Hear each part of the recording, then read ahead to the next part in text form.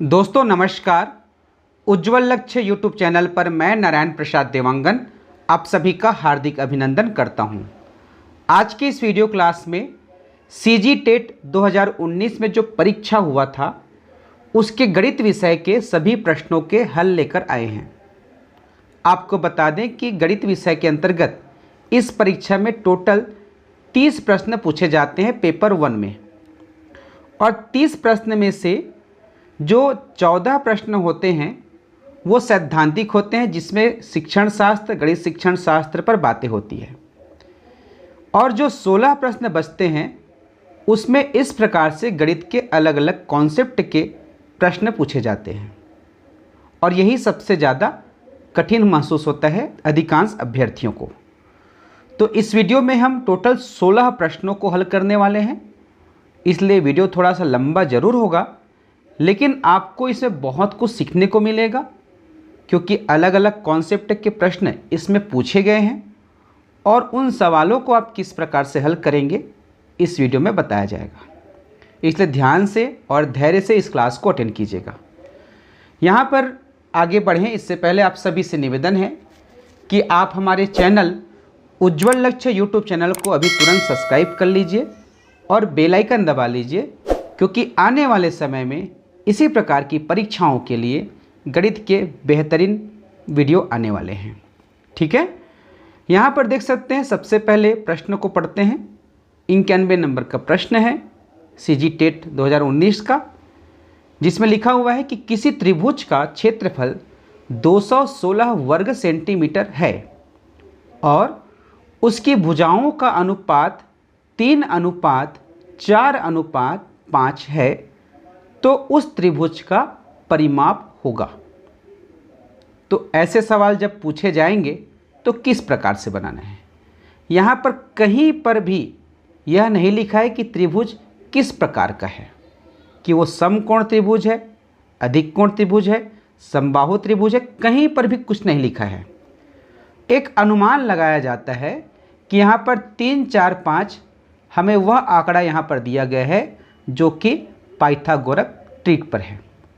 मान लीजिए इसी की जगह 7, 10 और 15 दे दिया रहता तो ये तो पाइथागोरस ट्रिक में नहीं रहे, तो इसको कैसे बनाते।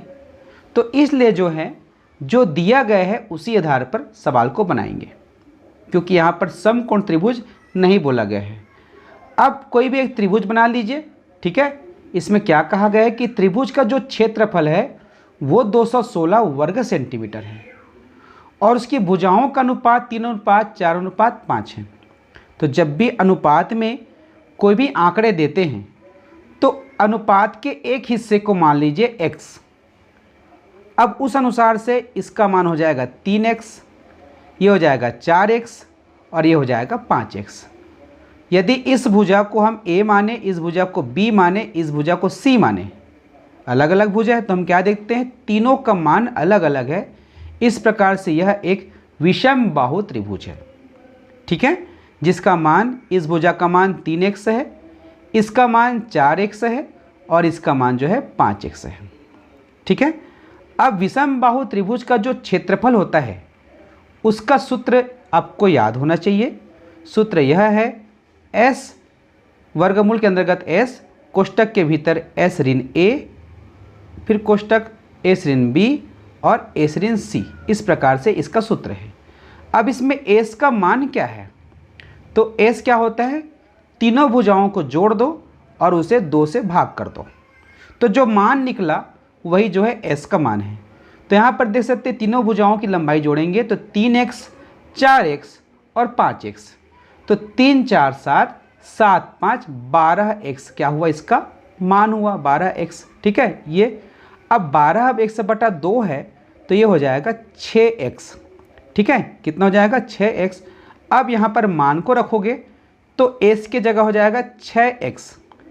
उसके पश्चात यहाँ पर s ऋण a अर्थात 6x में से a के मान को घटाओगे तो 6x में से 3x घटाओगे क्या हो जाएगा 3x। सीधा सीधा कोष्टक को खोल दीजिए तो 3x हो जाएगा। उसी प्रकार s ऋण b अर्थात 6 में से 4 कम करोगे 2x हो जाएगा। उसके पश्चात s ऋण c अर्थात 5x को कम करोगे तो केवल मिलेगा x मिलेगा, एक बार x। ठीक है, ये 6 है। ठीक है, ये 6 है। अब इसको हल करते हैं तो हम क्या देखते हैं, x जो है कितने बार आया है गुणा के रूप में, 1 बार, 2 बार, 3 बार, 4 बार, अर्थात x का घात 4 बनेगा। और हम यह भी जानते हैं कि जब वर्गमूल निकाला जाता है तो एक ही प्रकार के दो गुणनखंड की जोड़ी बनाई जाती है। तो यहाँ पर 4 बार x है, तो यहाँ पर x का वर्ग बाहर आ जाएगा। ठीक है, अब उसी प्रकार यहाँ पर देखोगे 6 है और यहाँ पर 3 दूनी 6 यहाँ पर भी है, तो 6 भी बाहर आ जाएगा। तो इस प्रकार से इसका मान जो हुआ 6x का वर्ग हुआ। और यह क्या चीज़ है, यह क्षेत्रफल है जिसका मान 216 वर्ग सेंटीमीटर है। अब 6 को इस तरफ लाएंगे, पक्षांतर का नियम कहता है कि 6 को आपको यहाँ पर लाना पड़ेगा। तो ये हो जाएगा, काट देंगे, 6 कम 6, 6 × 18, 6 × 6 = 36, तो 36 बराबर x का वर्ग।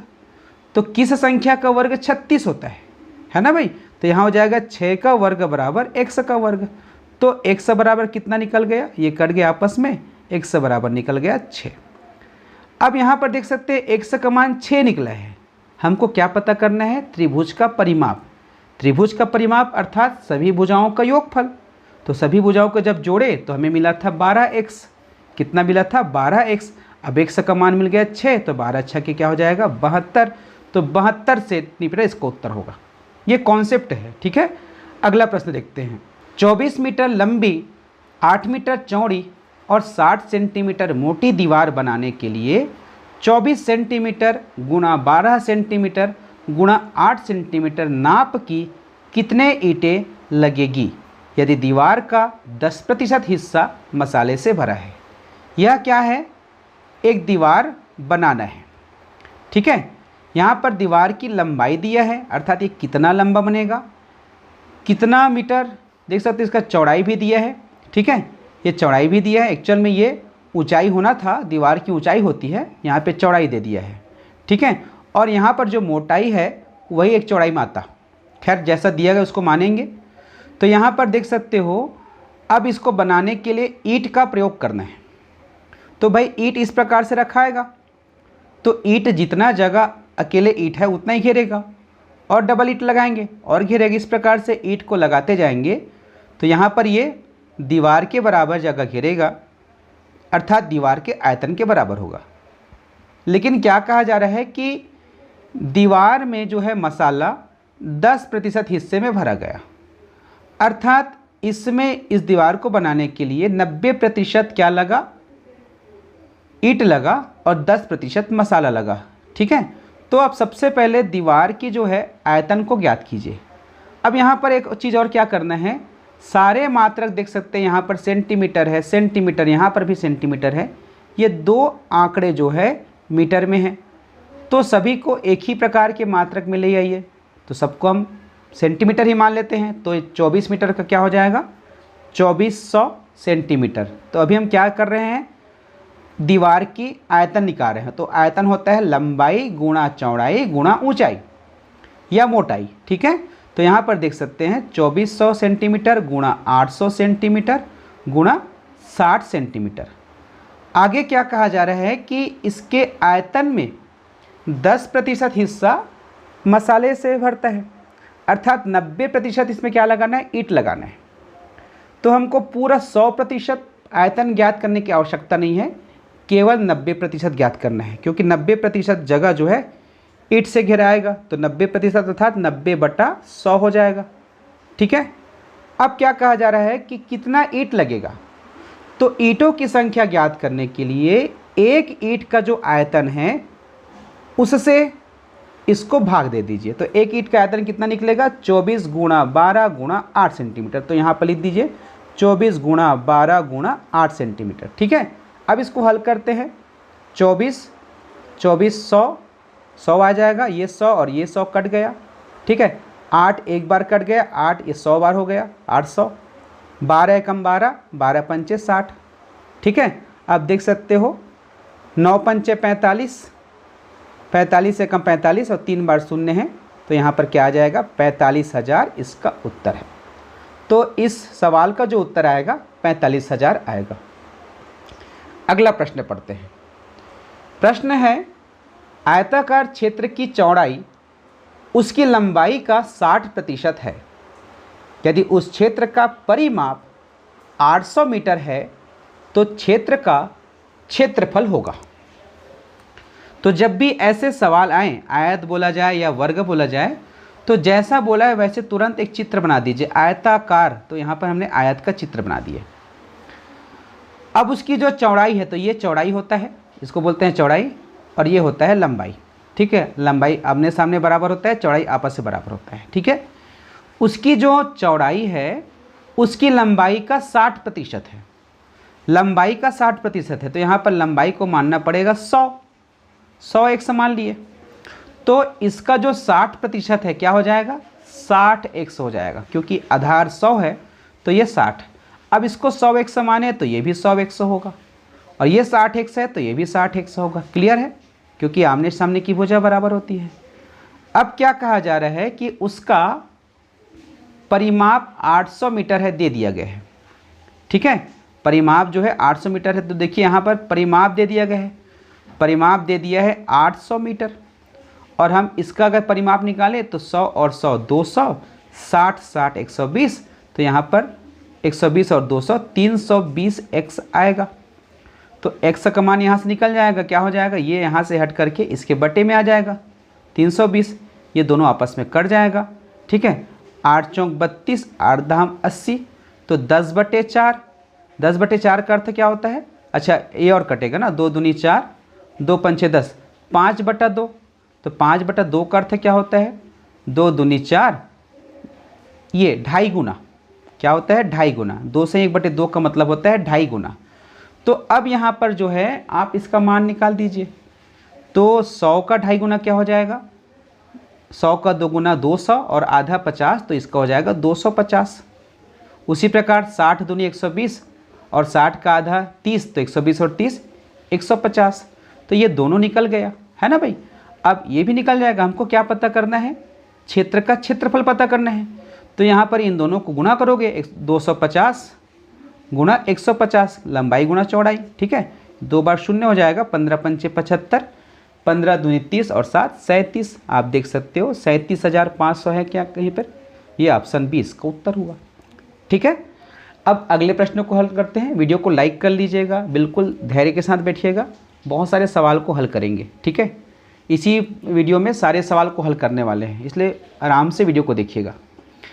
अब यहाँ पर देख सकते हैं, निम्नलिखित का मान ज्ञात कीजिए। एक नज़र देखते हैं तो हमें क्या मिलता है, एक ही प्रकार की संख्या है, और ध्यान से देखते हैं तो संख्या का स्वरूप दिख रहा है। क्या दिख रहा है, 658 गुणा 658 गुणा 658, 3 बार है। ऋण 328 गुणा 328 गुणा 328, वही संख्या नीचे में भी है। तो यहाँ पर केवल 2 संख्या को बार बार अलग रूप से यूज़ किया गया है। तो मान लीजिए यदि हम 658 को मान लें a, क्योंकि जैसे हम इस प्रकार से देखेंगे तो बिल्कुल ध्यान रखिएगा कि किसी न किसी सूत्र रूप में होगा ही होगा। कंपटीशन एग्जाम में इतना लंबा चौड़ा गुणा अगर पूछा है तो किसी न किसी सूत्र के रूप में है ही है। तो 658 को मान ले a और 328 को मान ले b, तो उस अनुसार से क्या देखते हैं, a जो है 3 बार है, तो यहाँ पर हो जाएगा a का घात 3, ऋण यहाँ पर b का घात 3। ठीक है, अब उसके पश्चात बटे में देखेंगे तो a 2 बार है तो a का वर्ग, धन दोनों है गुणक रूप में तो a गुणा b अर्थात ab, धन b 2 बार है तो क्या हो जाएगा b का वर्ग। अब हम देखते हैं कि यह एक सूत्र रूप में है। सूत्र कौन सा है, एक सूत्र होता है a का घात 3 ऋण b का घात 3 बराबर a ऋण b, उसके पश्चात a का वर्ग धन ab धन b का वर्ग, ये इसका सूत्र होता है। किसका, इसका। तो अगर हम इसको हटा करके इस सूत्र को यहाँ पर रखें ऊपर में, है ना, तो क्या हो जाएगा, चलिए लिख के देखते हैं। इसको हमने लग दिया ऊपर में, तो हो जाएगा a का वर्ग धन ab धन b का वर्ग, इसको हमने यहाँ पे लाया। ठीक है, अब हम क्या देखते हैं कि ये ऊपर में एक पद है पूरा और नीचे में वही पद है, तो दोनों आपस में कट गया, तो केवल हमें क्या मिला, a ऋण b मिला, अर्थात 658 में आप 328 को घटा दीजिए, ये 0 ये 3 ये 3 330 इसका उत्तर होगा। ठीक है, प्रश्न क्रमांक अगला, 99। अगला प्रश्न है, किसी एक रकम का 7 साल बाद साधारण ब्याज रुपये 1750 है। यदि साधारण ब्याज 20% अधिक हो तो कितना अधिक ब्याज उस रकम पर प्राप्त होगा। तो यहाँ पर देख सकते हैं मूलधन दिया है क्या, नहीं दिया है। दर दिया है क्या, नहीं दिया है। समय दिया है क्या, कितना दिया है, 7 वर्ष दिया है, 7 साल, ठीक है, 7 वर्ष दिया है। उसके बाद कहा गया है कि ब्याज जो है साधारण ब्याज है वो है 1750। अब इसमें कहा जा रहा है कि साधारण ब्याज 20% अधिक हो।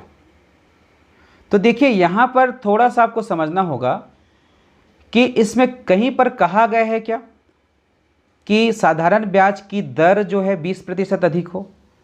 डायरेक्ट कहा गया है कि साधारण ब्याज 20% अधिक हो। अगर दर के बारे में उल्लेख होता तो यहाँ पर लिखा होता कि साधारण ब्याज की दर 20% अधिक, 20% वार्षिक अधिक हो या 20% अर्धवार्षिक अधिक हो। दर के साथ समय भी रहता, तो इसमें समय का भी उल्लेख नहीं है, ठीक है। तो इस प्रकार से अगर हम केवल यह माने कि इसमें केवल साधारण ब्याज के 20% अधिक है, यह बोला गया है, तो हमको कुछ नहीं करना है, 1750 का जो है 20% निकाल देना है। इसका 20% निकालेंगे तो क्या हो जाएगा, ये कट जाएगा और ये हो जाएगा 350। तो 350 रुपया अधिक उसे ब्याज की रकम प्राप्त होगा अगर हम इस शब्द पर जाएं। लेकिन सामान्यतः दर में 20% की वृद्धि कब होगा, जब हमें पता रहेगा कि पहला का दर कितना है। तो पहला वाला दर भी नहीं दिया है, तो इस अनुसार से अगर इसको दर माने तो इसमें आंकड़े जो है अधूरे हैं, इसलिए इसमें इसका उत्तर ज्ञात नहीं किया जा सकता। तो यहाँ पर 2 उत्तर एक कन्फ्यूजन वाला है, मैंने अपनी कन्फ्यूजन आपके बीच रखा, तो आप जो है इसका उत्तर मुझे कमेंट करके बताइएगा। अगर हम केवल शब्द पर जाते हैं, साधारण ब्याज 20% अधिक हो, इस शब्द पर जाते हैं, तो हमको मिलता है उत्तर 350, जो कि इनमें से कोई नहीं है। लेकिन अगर इसको हम केवल दर मान ले, दर में वृद्धि मान ले, तो यह ज्ञात नहीं किया जा सकता। इसलिए मेरे लिए यह क्वेश्चन जो है काफ़ी कन्फ्यूजन भरा है। जो चीज़ रहता है मैं उसको बिल्कुल स्वीकार करता हूँ, क्योंकि यह जो है ओपन प्लेटफार्म में है और आप सभी बुद्धिजीवी है। तो आपके पास इसका अगर बिल्कुल सटीक कारण हो तो मुझे कमेंट करके बताइएगा। आगे बढ़ते हैं, ठीक है। अब यहाँ पर देख सकते हैं अगला जो प्रश्न है 100 नंबर का प्रश्न है, किसी संख्या को 342 से भाग देने पर 47 शेषफल प्राप्त होता है। यदि उसी संख्या को 18 से भाग दिया जाए तो शेषफल क्या होगा। ऐसे मामले में आपको बता दें कि पहली जो संख्या दिया रहता है 342, उसे जो है जो बाद में दिया गया उस संख्या से बिल्कुल भाग दिया जा सकता है। उसी प्रकार की संख्या दिया जाता है कटने वाला, आप भाग करके देख लीजिए, देखते हैं। वैसे आवश्यकता नहीं है, मैं आपको कॉन्सेप्ट समझाने के लिए इसको लिख रहा हूँ। 342 को अगर हम 18 से भाग करें तो 18 एकम 18, 18 एकम 18, इसमें बच जाएगा 16 और 2 162, तो 18 में 162, आप देख सकते हो 19 प्राप्त हुआ। कहने का मतलब यह है कि ऐसे मामले में जो पहले संख्या दिया रहता है पहला भाजक, वो बाद के भाजक से भी विभाजित होता है। तब जो है आपको कुछ भी नहीं करना है, केवल जो शेषफल आया, जैसे कि यहाँ पर 47 आया है, उसी को जो है आप 18 से भाग कर दो। तो 18 एकम 18, 18 दूनी 36, तो इसमें कितना बच जाएगा, 11 बच जाएगा। यही इसका क्या है, शेषफल है, ठीक है। अगला प्रश्न, क्रय मूल्य और विक्रय मूल्य का अनुपात 4:5 है, तो लाभ प्रतिशत कितना है। बहुत इजी क्वेश्चन है, 10 सेकंड भी नहीं लगता है ऐसे प्रश्नों को बनाने में। देखो, क्रय मूल्य दिया है और विक्रय मूल्य दिया है, दोनों का अनुपात दिया है, इसका 4 दिया है, इसका 5 दिया है। आप देख सकते हो कि क्रय का हिस्सा 4 है, 5 और विक्रय का हिस्सा 5 है, अर्थात 1 अधिक है। तो 1 अधिक है तो लाभ होगा। अब लाभ कितना हुआ, 1 अधिक हुआ, 1 हिस्सा अधिक। कितने हिस्से में से, क्रय मूल्य के हिस्से में। तो लाभ को ऊपर लिखो और क्रय मूल्य को नीचे लिखो। यहाँ पर हिस्सा है तो भी कोई दिक्कत नहीं, इसका प्रतिशत निकाल दो, तो ये हो जाएगा 25%, इसका मान हो जाएगा। ये इसका उत्तर है, ठीक है। अगला प्रश्न, 12 कापियों को बेचकर एक विक्रेता को 4 कापियों के विक्रय मूल्य के बराबर लाभ होता है, उसका प्रतिशत लाभ कितना होगा। काफ़ी कन्फ्यूजन लगता है इस सवाल को जब पहले बार पढ़ेंगे। लेकिन ध्यान से जब पढ़ोगे तो क्या करना, इसमें क्या दिया गया है, 12 कापियों का विक्रय मूल्य ये भी दिया है, और लाभ कितना दिया है, लाभ जो दिया है वो 4 कापियों के विक्रय मूल्य के बराबर है। तो यहाँ पर कहीं पर भी कीमत नहीं दिया है। तो क्या करना, हिसाब किताब करने के लिए ऐसे संख्या मान लो जिसको हम आसानी से गणना कर सकते हैं। तो मान लीजिए एक कापी का कीमत 1 रुपये है, विक्रय मूल्य, एक कापी का विक्रय मूल्य मान लीजिए 1 रुपये है, मान लीजिए, ठीक है, क्योंकि प्रतिशत में कोई फर्क नहीं पड़ता, क्योंकि प्रतिशत के आधार पे हम इसको बनाना है। तो यहाँ पर देख सकते हैं 12 कापी है, तो 12 कापी का विक्रय मूल्य कितना हो जाएगा, 12 कापी का विक्रय मूल्य हो जाएगा 12 रुपया।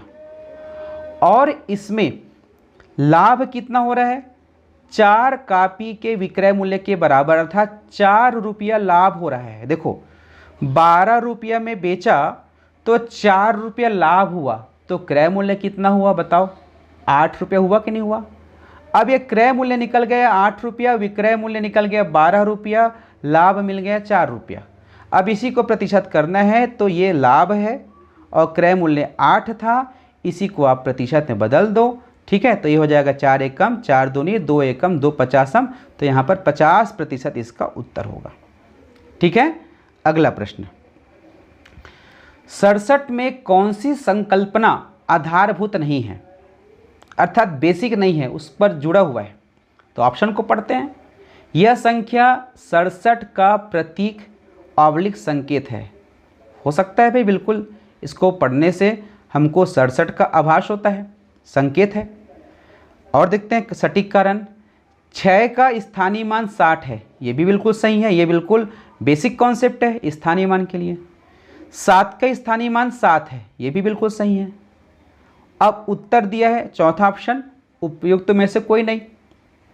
तो यहाँ पर देख सकते हो आधारभूत संकल्पना कहा गया है। तो 67 का प्रतीक, तो ऐसा नहीं है कि हम 67 को केवल इसी प्रकार से लिख सकते हैं, 67 को हम ऐसे भी लिख सकते हैं, रोमन संख्या में अलग लिख सकते हैं, है ना भाई। तो इसलिए जो है ये आधारभूत संकल्पना नहीं है, ये केवल प्रतीक है। आधारभूत संकल्पना क्या होगा, यहाँ पर फिक्स है कि 6 का स्थानीय मान 60 ही होगा, चाहे इसको किसी भी संकेत में लिखा जाए 60 ही होगा। 7 के स्थानीय मान 7 होगा, इसलिए ये दोनों सही हैं और ये आधारभूत नहीं है, तो ये उसका उत्तर ये होगा, ठीक है। अगला ऑप्शन, अगला प्रश्न, यदि इतना लंबा चौड़ा पढ़ने की भी जरूरत नहीं है, दिख रहा है ये कैसे हल करना है। ऐसे मामलों में सबसे पहले मैंने बताया है कि सबसे नीचे का जो हर है उसको पहले हल करो, ये जो भिन्न है इसको हल करेंगे। तो इसको हल करेंगे क्या हो जाएगा, 1 धन x बटा 1 ऋण x, अब ये हो जाएगा बटा 1। तो इस प्रकार से ये तिर्यक गुणा भी होता है, ऐसे भी आप सीखे होंगे। तो 1 ऋण x धन x बटा 1 ऋण x, ठीक है, इसका मान हो जाएगा, ये x और ये x आपस में कट गया, क्या मिला 1 बटा 1 ऋण x। तो यहाँ तक मिला हमको 1 बटा 1 ऋण x, और ऊपर में भी 1 है, अर्थात ऊपर में भी 1 है। तो इतना का मान क्या हो जाएगा, ऊपर में 1 है तो ये पलट जाएगा, 1 बटा 1 गुणा 1 ऋण x बटा 1 बराबर 1 ऋण x, ठीक है। इसका मान क्या हो जाएगा, इतना का 1 ऋण x हुआ। अब इसके आगे में क्या है, धन 1 है, तो धन 1 है तो ये जो है 1 में जुड़ेगा, है ना भाई, 1 धन 1 ऋण x, यहाँ तक का मान हो गया। तो ये क्या हो जाएगा, 2 ऋण x हुआ। अब टोटल इसके हर में आ गया कितना, 2 ऋण x हो गया। तो अब इसको हल करते हैं, 2x बटा 2 ऋण x बराबर 1, ठीक है, इसमें आ गए। इसको हल करेंगे क्या हो जाएगा, 2x बराबर ये गुणा हो जाएगा 2 ऋण x, ठीक है। अब उसके पश्चात ये वाला जो x है इसको पक्षांतर करके यहाँ लाएंगे, तो ये ऋण में है तो इधर धन हो जाएगा, तो इस प्रकार से 3x हो गया, 3x बराबर 2, तो x बराबर ये 3 इधर चले जाएगा 2 बटा 3, ऑप्शन सी इसका उत्तर, ठीक है। अगला प्रश्न, 2 संख्याओं का लघुत्तम समापवर्तक LCM और महत्तम समविभाजक HCF, ठीक है, महत्तम समापवर्तक को नया नाम दिया गया है, देख लीजिए, ठीक है। तो हिंदी में नाम दिया है, थोड़ा सा कन्फ्यूजन हुआ क्योंकि नया शब्द है, तो इंग्लिश में बाकायदा दे दिया गया है HCF, इसका मतलब ये महत्तम समापवर्तक है। क्रमशः 250 और 50 है, तो एलसीएम जो है वो है 250 है और एचसीएफ है वो है 50 है। और संख्याएं हैं, दो संख्या, मान लीजिए संख्या है ए और बी है, ए व बी है, ठीक है। तो इसका एलसीएम 250, एचसीएफ 50 है। अब इसमें क्या कहा जा रहा है कि पहली संख्या को 2 से भाग देने पर, अर्थात ए को जो है 2 से भाग करते हैं, भाग देने पर भाज्य 50 होता है। तो देखिए यहाँ पर शब्दों को समझिए, भाज्य, तो भाज्य क्या होता है, इस जगह पर जो भी संख्या रहता है जिसको हम भाग करते हैं तो वो होता है भाज्य होता है। लेकिन इसमें क्या कहा जा रहा है कि 2 से भाग देने पर भाज्य, तो देखो तो यहाँ पर जो आएगा वो तो भागफल होगा, भाज्य तो हो ही नहीं सकता, ठीक है, भागफल होगा, भाज्य तो हो ही नहीं सकता, ये शब्द गलत है इसमें। तो इसलिए इस प्रश्न को जो है व्यापम के द्वारा बाद में विलोपित किया गया, ठीक है। कुछ प्रिंटिंग मिस्टेक हो जाता है, इसको बाद में विलोपित किया जाता है। तो इस प्रश्न को हल नहीं किया गया, और क्योंकि इसमें शब्दावली ही सही नहीं है, ठीक है। अगर इसमें कहा जाता कि 2 से भाग देने पर भागफल 50 होता, ठीक है, तो यहाँ पर हम 50 लिखते, अर्थात ए को जो है 2 से भाग करने पर 50 आ रहा है, अर्थात ए का मान 100 होता। तो देखिए यहाँ पर अगर भागफल कहता तो 50 होता, तो ए का मान 100 निकलता, ए का जो मान है। लेकिन यहाँ पर ही गलती कर दिया गया कि भाज्य बोला गया है, ठीक है। तो ये प्रश्न जो है गलत है, ठीक है, इसमें शब्दावली गलत है, इसको विलोपित किया गया। अब मान लेते हैं कि अगर इसके जगह भागफल दिया रहता, भागफल दिया रहता तब कैसे बनाते, ये भी सीख लेते हैं, है ना भाई। क्योंकि देखिए कॉन्सेप्ट स्ट्रांग रखना, गलत है तो गलत है यहाँ पर, ठीक है। तो अगर इसको भागफल दिया रहता तो क्या होता, ए को 2 से भाग करने पर 50 मिलता है, इसका मतलब ए का मान हो जाता 100, ए का मान क्या हो जाता 100 हो जाता।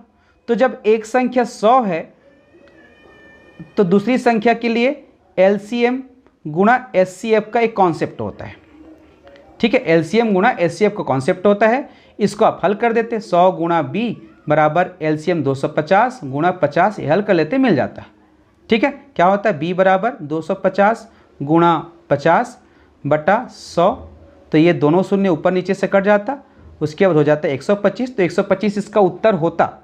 लेकिन चूंकि यहाँ पर भाज्य कहा गया है तो यहाँ पर इसका उत्तर होगा इसका उत्तर आएगा ही नहीं, क्योंकि यहाँ पर शब्द ही गलत है, तो इसको छोड़ देना उचित था और बाद में इसको विलोपित भी किया गया था, ठीक है।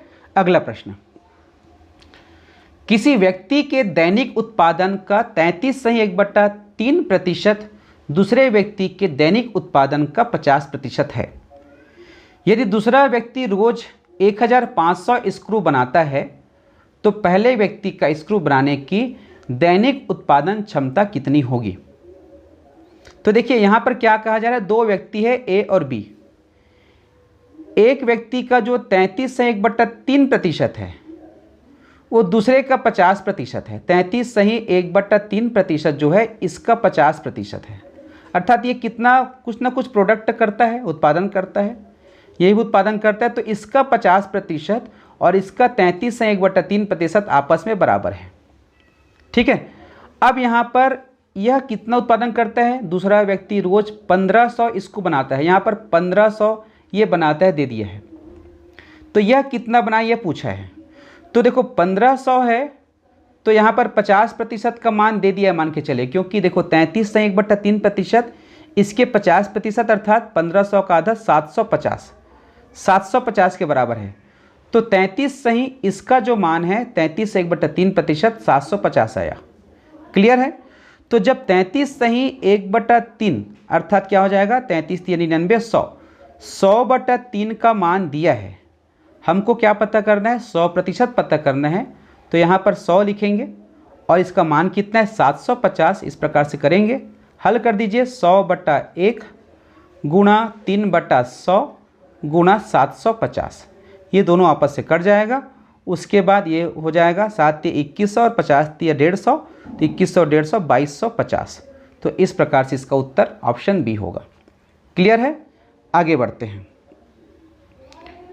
यदि इस संख्या का मान वर्गमूल में 135 हो तो इसका मान कितना होगा? तो देखिए यहाँ पर 18,225 बार बार आया, 18,225, इसमें भी 18,225, तो सबका वर्गमूल दिया, अर्थात जो आंकड़े हैं वो 135 में ही आएगा। अब इसमें आपको सीखना क्या है, देख सकते हैं इसको अगर ध्यान से देखा जाए तो दशमलव के बाद 2 अंक है, यहाँ पर दशमलव के बाद 4 अंक है, यहाँ पर दशमलव के बाद 6 अंक है, यहाँ पर 1 2 3 4 5 6 7 8 है। तो जब दशमलव वाली संख्याओं का वर्गमूल आप निकालते हैं तो जैसे 2 रहेगा, दशमलव के बाद 2 अंक रहेगा तो वर्गमूल में 1 अंक आएगा, 4 अंक रहेगा तो वर्गमूल में 2 अंक आएगा। ठीक है कॉन्सेप्ट। तो यहाँ पर इसका वर्गमूल क्या हो जाएगा, 135 हो जाएगा। अब दशमलव के बाद 2 अंक है तो उत्तर में 1 अंक के पहले आएगा यहाँ पर। ठीक है, उसके बाद देख सकते हो यहाँ पर क्या हो जाएगा, ये भी 18,225 है तो इसका भी मान हो जाएगा 135, लेकिन दशमलव के बाद 4 अंक है तो यहाँ पर वर्गमूल जो है दशमलव के पहले, अर्थात दशमलव के 2 अंकों के बाद दशमलव लगेगा। देखिए दशमलव के बाद 2 अंक। उसी प्रकार देख सकते हो यहाँ पर कितने हैं, यहाँ पर है 6 अंक है तो 135 अर्थात 3 अंकों के पहले 1 अंक 2 अंक 3 अंक, इसका मान ये हो जाएगा। इसका भी 135 हो जाएगा और यहाँ पर 2 4 6 8 है तो 1 2 3 4 यहाँ पर इतना हो जाएगा। अब इसको आप जोड़ दीजिए 13.5, उसके बाद दशमलव के नीचे दशमलव, ये 3 5, उसके बाद 0.135, 0.0135। अब इसको जोड़ना आसान है, दशमलव के बाद 4 अंक है, सबको 4 अंक का बना दीजिए। ठीक है, अब जो है आसानी से जोड़िए इस प्रकार से, ये 5 हो जाएगा, 5 3 8 हो जाएगा, 5 3 8 और 1 9, 5 3 8 और 1 9 यहाँ पर, और 13 दशमलव का दशमलव, 13 और 1 14, 14.9985, 14.9985 ये इसका उत्तर होगा। ठीक है, अगला प्रश्न हल करते हैं। यदि इस संख्या को साधारण भिन्न में बदला जाए तो उसका मान होगा। देखिए ये जो है अशांत दशमलव है, यहाँ पर देख सकते हैं डॉट डॉट डॉट बना हुआ है, तो इसको बोला जाता है अशांत दशमलव। इसमें एक निश्चित संख्या बार बार रिपीट होता है, जैसे कि देख सकते हो दशमलव के बाद 2 3 2 3 2 3 बार बार आ रहे हैं, अर्थात इसको बढ़ाएंगे, है ना, इसको बढ़ाएंगे तो दशमलव के बाद 2 3 2 3 2 3 2 3 ये अनंत तक जाएगा, ये रुकेगा नहीं। तो ऐसे मामले में क्या करना कि कौन से अंक जो है बार बार पुनरावृत्ति हो रहा है, तो यहाँ पे देख सकते 2 अंक हो रहा है। ठीक है, तो इसमें चूंकि कंपटीशन एग्जाम में दिला रहे हो तो सीधा सीधा आप लिखना 23 जो बार बार रिपीट हो रहा है, और कितने अंक रिपीट हो रहा है, 2 अंक, तो बटे में कर देना 2 बार 9, ये इसका उत्तर है। अगर इसी के जगह मान लो 3 अंक रहता, बार बार रिपीट होता, तो 3 बार 9 करते। ठीक है, ये अगला प्रश्न हुआ। अब अगला प्रश्न को हल करते हैं, 117 को।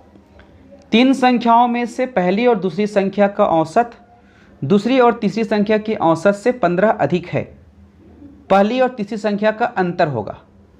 3 संख्या हैं ए बी सी, तो इसमें कहा जा रहा है कि पहले और दूसरी का औसत ए और बी का जो है औसत, ठीक है, दूसरी और तीसरी अर्थात बी धन सी के जो औसत है उससे क्या है 3 अधिक है, सॉरी 15 अधिक है। तो 15 अधिक है अर्थात ये बड़ा होगा, ये छोटा होगा, तो इस बड़े में से छोटा को घटाओगे तो मिलेगा 15।